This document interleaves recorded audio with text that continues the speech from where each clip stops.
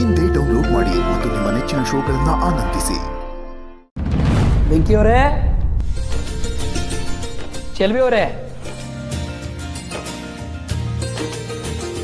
ಬನ್ನಿ ತಗೊಳ್ಳಿ.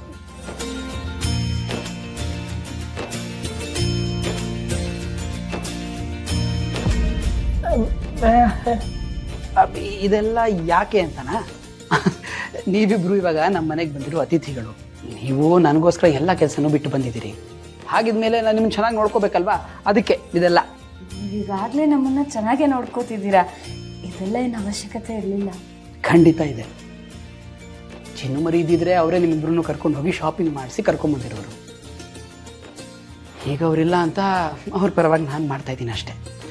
ಈಗ ನೋಡಿ, ನೀವಿಬ್ರು ಇದನ್ನು ತೊಗೊಳ್ದೆ ಹೋದರೆ ನಮ್ಮಿಬ್ರಿಗೂ ಬೇಜಾರಾಗುತ್ತೆ ಅಲ್ವಾ ಚಿನ್ನು ಮರಿ?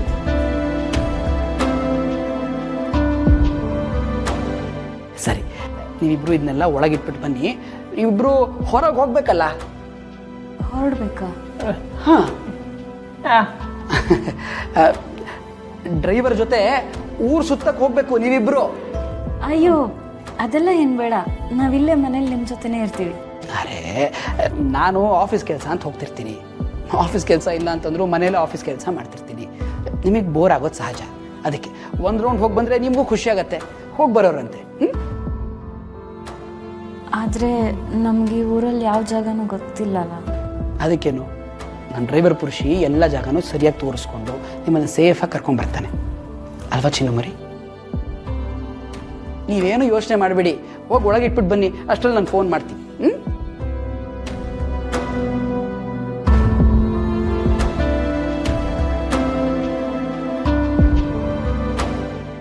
ಪುರುಷೋತ್ತಮ ಅವರೇ, ಪ್ಲೀಸ್ ಕಮ್.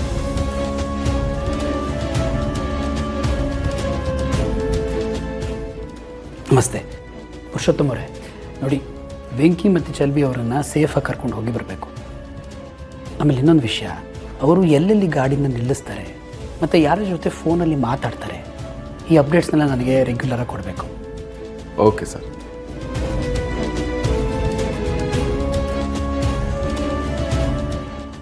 ನೋಡಿ, ಇವರು ಪುರುಷೋತ್ತಮ್ ಅಂತ ನಮ್ಮ ಡ್ರೈವರು. ಇವರು ನಿಮ್ಮನ್ನು ಸೇಫಾಗಿ ಕರ್ಕೊಂಡು ಹೋಗಿ ಬರ್ತಾರೆ. ಬನ್ನಿ ಹೋಗೋಣ.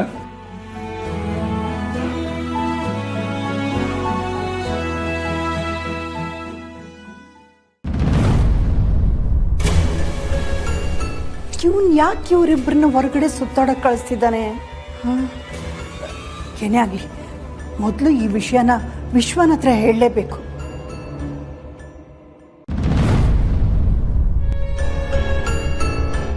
ಸುಮ್ಮನೆ ನನಗೆ ಎಕ್ಸ್ಕ್ಯೂಸ್ ಕೊಡಬೇಡಿ ಪುರುಷೋತ್ತಮ್. ಅಲ್ರಿ, ಅವ್ರನ್ನ ಕಳಿಸೋದಾಗಿದ್ರೆ ನಿಮ್ಮನ್ನ ಜೊತೆ ಕಳಿಸ್ಬೇಕಾಗಿತ್ತು. ನಾನು ಹೇಳೋದನ್ನು ಕೇಳಿ, ಅವರಿಬ್ಬರು ಎಲ್ಲೆಲ್ಲಿಗೆ ಹೋಗಬೇಕು ಅಂತ ಆಸೆ ಪಡ್ತಾರೆ ಅಲ್ಲಿಗೆಲ್ಲ ಕರ್ಕೊಂಡು ಹೋಗಿ ಅವ್ರನ್ನ ಸೇಫಾಗಿ ಮನೆಗೆ ವಾಪಸ್ ಕರ್ಕೊಂಡು ಬನ್ನಿ. ಅದು ನಿಮ್ಮ ಕರ್ತವ್ಯ. ನೋಡಿ, ಯಾರಾದರೂ ಅವ್ರ ಜೊತೆ ಮಾತಾಡೋ ಪ್ರಯತ್ನ ಮಾಡಿದ್ರೆ ಜಸ್ಟ್ ಅವಾಯ್ಡ್ ಕಾಂಟ್ಯಾಕ್ಟ್. ಒಟ್ಟಿನಲ್ಲಿ ಅವ್ರ ಮನೆಗೆ ಬಂದು ಸೇರೋವರೆಗೂ ಅವ್ರ ಮೇಲೆ ಹದ್ದಿನ ಕಂಡಿಡ್ಬೇಕು ನೀವು. ಗೊತ್ತಾಯ್ತಾ? ನನಗೆ ರೆಗ್ಯುಲರ್ ಅಪ್ಡೇಟ್ಸ್ ಕೊಡ್ತಾಯಿರಿ.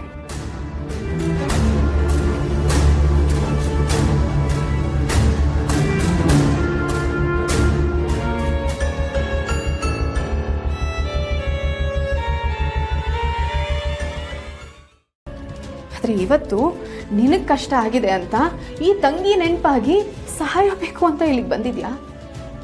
ನಾನು ನಿನಗೆ ಸಹಾಯ ಮಾಡಲ್ಲ. ನೀನು ಇಲ್ಲಿವರೆಗೂ ಮಾಡಿದ ಸಾಕು. ನಿನ್ನ ಕೈ ಮುಗಿತೀನಿ, ಮೊದಲಿಂದ ಹೊರಡು. ಭಾವನಾ, ಪ್ಲೀಸ್ ಭಾವನಾ, ನೀನು ಕೈ ಬಿಟ್ರೆ ನನ್ನ ಜೀವನ ಬೀದಿಗೆ ಬಂದ್ಬಿಡತ್ತೆ ಭಾವನಾ. ಅತ್ತೆ ಮಾವನ್ನ ಬೀದಿಗೆ ತಂದಿರೋ ನೀವು ಬೀದಿಗೆ ಬಂದ್ರೆ ಏನೂ ಆಗೋದಿಲ್ಲ ಬಿಡಿ. ನೀವು ಮಾಡಿರೋ ಕೆಲಸಕ್ಕೆ ಯಾವಾಗಲೂ ಬೀದಿಗೆ ಬರಬೇಕಾಗಿತ್ತು. ಈಗ ಬಂದಿದ್ದು ಒಳ್ಳೇದಾಯ್ತು. ಹಾಗೆಲ್ಲ ಹೇಳ್ಬಿಡಿಸಿದ್ದು. ಇನ್ನೊಂದು ವಾರದಲ್ಲಿ ದುಡ್ಡು ಕೊಡಬೇಕು ಅಂತ ನಿಮ್ಮಪ್ಪ ಹೇಳಿದ್ದಾರೆ. ಇಲ್ಲ ಅಂದರೆ ನನ್ನ ಮನೇನ ಹೊಡಿತಾರಂತೆ. ಕಷ್ಟಪಟ್ಟು ಸಾಲ ಸೋಲ ಮಾಡಿ ಮನೆ ಕಟ್ಟಿದ್ದೀನಿ. ದಯವಿಟ್ಟು ಹೋಗ್ಬಿಡತ್ತೆ, ಬೀದಿಗೆ ಬಂದ್ಬಿಡುತ್ತೆ. ದಯವಿಟ್ಟು ಕಾಪಾಡಿ. ಅಣ್ಣ, ನೀನು ಕಷ್ಟಪಟ್ಟು ಕಟ್ಸಿದ ಮನೆ ಅಲ್ಲ ಅದು. ಅಪ್ಪ ಅಮ್ಮನಿಗೆ ಮೋಸ ಮಾಡಿ ಕಟ್ಟಿರೋ ಮನೆ. ಮನೆ ದೇವರೇ ಶೆಡ್ಡಲ್ಲಿ ಇರೋವಾಗ ಆ ಮನೆ ಇದ್ದು ಏನು ಪ್ರಯೋಜನ? ಇದೆಲ್ಲ ನೀನ್ ಮಾಡಿರೋ ಕರ್ಮದ ಫಲ. ಅದನ್ನ ಈಗ ಅನುಭವಿಸ್ತಾ ಇದೆಯಾ? ಹೆತ್ತವ್ರ ಕಣ್ಣಲ್ಲಿ ಕಣ್ಣೀರ್ ಬರ್ಸಿದ್ರೆ ಯಾರು ಉದ್ಧಾರ ಆಗಲ್ಲ ಅನ್ನೋದಕ್ಕೆ ನೀನೇ ಉದಾಹರಣೆ. ಹೊರಡು ಇಲ್ಲಿಂದ. ಭಾವನಾ, ಏ ಭವನ ಇಲ್ಲಿ ಕೇಳಿ ನನ್ನ ಮಾತು ಕೇಳಿ ಭವನ ಪ್ಲೀಸ್ ನಿಂತ್ಕೊಳ್ಳಯ್ಯ ಮೇಡಮ್ ಅವ್ರು ಹೋಗೊಂದು ಕೇಳಿಸಿಲ್ವ ನನಗೆ ಹೊರಡಿಲಿಂದ ನೀವು ಒಂದ್ಸಲ ಹೊರಡು. ನಾನು ಹೇಳಿ ಕೇಳಿ ನಾನು ಹೇಳಿಲ್ಲ ನೋಡಕ್ಕಾಗಲ್ಲ ನಿನಗೆ. ಹೊರಡು. ಚಂದನ ಸರ್. ಅಪ್ಪನಿಗೆ ಗಂಜಿ ತಿನ್ನಿಸ್ತಾ ಇದೆಯಾ? ಹಾಂ ಸರ್. ನೀನು ತಿಂಡಿ ತಿಂದೆಮ್ಮ? ಇಲ್ಲ ತಾತಂದು ಆಗ್ಬಿಡ್ಲಿ, ಆಮೇಲೆ ಮಾಡ್ತೀನಿ. ಚಂದನ, ನೀನು ಈ ಮನೆಗೆ ಬಂದಾಗ್ಲಿಂದಲೂ ನಮ್ಮ ತಂದೆನ ಎಷ್ಟು ಚೆನ್ನಾಗಿ ಆರೈಕೆ ಮಾಡ್ತಿದ್ಯಾ. ಇವರು ಈ ಸ್ಥಿತಿಲಿ ಇದ್ರೂ ಸ್ವಲ್ಪನೂ ಬೇಜಾರು ಮಾಡ್ಕೊಳ್ದಲೆ ಎಷ್ಟು ಚೆನ್ನಾಗಿ ಕಾಳಜಿ ಮಾಡ್ತಿದ್ಯಾ. ಇದನ್ನೆಲ್ಲ ನೋಡ್ತಾ ಇದ್ರೆ ತುಂಬ ಖುಷಿ ಆಗುತ್ತಮ್ಮ. ಅಯ್ಯೋ, ಇದು ನನ್ನ ಕರ್ತವ್ಯ ಅಲ್ವಾ? ದೊಡ್ಡವ್ರನ್ನ ಹೇಗೆ ನೋಡ್ಕೋಬೇಕು, ಅವ್ರಿಗೆ ಹೇಗೆ ಗೌರವ ಕೊಡಬೇಕು ಅಂತ ಅಪ್ಪ ಅಮ್ಮ ಹೇಳ್ಕೊಟ್ಟಿದ್ದಾರೆ ನನಗೆ. ನಿಮ್ಮ ತಂದೆ ತಾಯಿ ತುಂಬ ಒಳ್ಳೆಯವರು ಅಂತ ಕಾಣುತ್ತೆ. ಅದಕ್ಕೆ ಅವರ ಸಂಸ್ಕಾರದ ಗುಣ ಎಲ್ಲ ನಿನ್ನಲ್ಲೂ ಇದೆ. ಸರ್, ತಾತನ ಪರಿಸ್ಥಿತಿ ಬಗ್ಗೆ ನೀವೇನೂ ಅನ್ಕೊಳ್ಳಲ್ಲ ಅಂದರೆ ನಾನೇನಾದರೂ ಒಂದು ಕೇಳ್ಬೋದಾ? ಕೇಳಮ್ಮ. ಇವಾಗಂತೂ ಎಷ್ಟೋ ದೊಡ್ಡ ದೊಡ್ಡ ಆಸ್ಪತ್ರೆಗಳಿವೆ, ಎಂತೆಂಥ ದೊಡ್ಡ ರೋಗಗಳಿಗೇನೆ ಮೆಡಿಸಿನ್ ಕಂಡು ಹಿಡ್ತಿದ್ದಾರೆ. ಆದರೆ ಇವ್ರು ಅವತ್ತು ಹೇಗಿದ್ದಾರೋ ಇವತ್ತು ಅದೇ ಸ್ಥಿತಿಯಲ್ಲಿದ್ದಾರೆ. ನೀವು ಯಾಕೆ ಅವ್ರಿಗೆ ಎಲ್ಲರೂ ದೊಡ್ಡ ಆಸ್ಪತ್ರೆಯಲ್ಲಿ ಚಿಕಿತ್ಸೆ ಕೊಡಿಸ್ಲಿಲ್ಲ? ನನಗನ್ಸುತ್ತೆ ಅವ್ರಿಗೆ ಒಳ್ಳೆ ಟ್ರೀಟ್ಮೆಂಟ್ ಕೊಟ್ಟರೆ ಬೇಗ ಮೊದಲಿನ ಥರ ಆಗ್ತಾರೆ ಅಂತ. ಒಬ್ಬ ಮಗನಾಗಿ ಏನೇನು ಬೇಕೋ ಎಲ್ಲ ಮಾಡಿದ್ದೀನಮ್ಮ. ಅವರು ಹೀಗಾದಾಗ್ಲಿಂದನೂ ಕೊಡಿಸ್ದೇ ಇರೋ ಟ್ರೀಟ್ಮೆಂಟ್ ಇಲ್ಲ, ತೋರಿಸ್ದೇ ಇರೋ ಆಸ್ಪತ್ರೆ ಇಲ್ಲ. ಆದರೆ ಎಲ್ಲರೂ ಹೇಳೋದು ಒಂದೇ, ಇದು ಬರೀ ದೈಹಿಕ ಕಾಯಿಲೆ ಅಲ್ಲ, ಮನಸ್ಸಿನ ಕಾಯಿಲೆ ಅಂತ. ಅವ್ರ ಮನಸ್ಸಲ್ಲಿ ಏನೋ ಒಂದು ಕೊರಗಿರೋದ್ರಿಂದ ಅವರು ಯಾವುದೇ ಟ್ರೀಟ್ಮೆಂಟ್ಗೆ ಸ್ಪಂದಿಸ್ತಾ ಇಲ್ಲ ಅಂತ.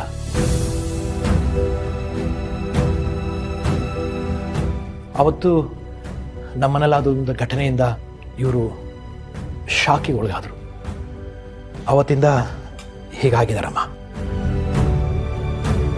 ನನ್ನ ತಂಗಿ ಬಗ್ಗೆ ಅವತ್ತೇ ನಿನಗೆ ಹೇಳಿದ್ದೆ. ನಮ್ಮಪ್ಪನ ಈ ಪರಿಸ್ಥಿತಿಗೆ ಅವಳೇ ಕಾರಣ. ತಾಯಿಲ್ದ ಮಗಳ ಬಗ್ಗೆ ತುಂಬ ಪ್ರೀತಿ ಇಟ್ಕೊಂಡಿದ್ರು ಅವರು. ಮಗಳು ಅಂದರೆ ಪಂಚ ಪ್ರಾಣ ಅವ್ರಿಗೆ. ಯಾವುದೇ ಕ್ಷಣದಲ್ಲಾದರೂ ಅವಳಿಗೆ ಏನು ಬೇಕು ಏನು ಬೇಡ ಇದ್ರ ಬಗ್ಗೆ ಯಾವಾಗಲೂ ಯೋಚನೆ ಮಾಡ್ತಾ ಇದ್ರು. ಅವಳನ್ನು ಒಂದು ಒಳ್ಳೆ ಕುಟುಂಬಕ್ಕೆ ಕೊಟ್ಟು ಮದುವೆ ಮಾಡಬೇಕು ಅಂತ ತುಂಬ ಆಸೆ ಪಟ್ಟಿದ್ರು. ಆದರೆ ಅವಳಿಗೆ ಬೇಕಾದವ್ರನ್ನ ಆಯ್ಕೆ ಮಾಡಿಕೊಂಡು ನಮ್ಮಪ್ಪನ ಆಸೆಗೆ ಕೊಳ್ಳಿ ಇಟ್ಬಿಟ್ರು.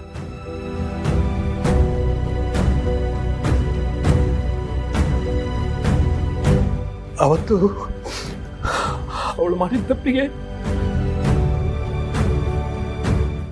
ಅಪ್ಪ ಇವತ್ತು ಈ ಶಿಕ್ಷಣ ಅನುಭವಿಸ್ತಾ ಇದ್ದಾರೆ. ಲಕ್ಷ್ಮೀ ನಿವಾಸ ಲಕ್ಷ್ಮೀ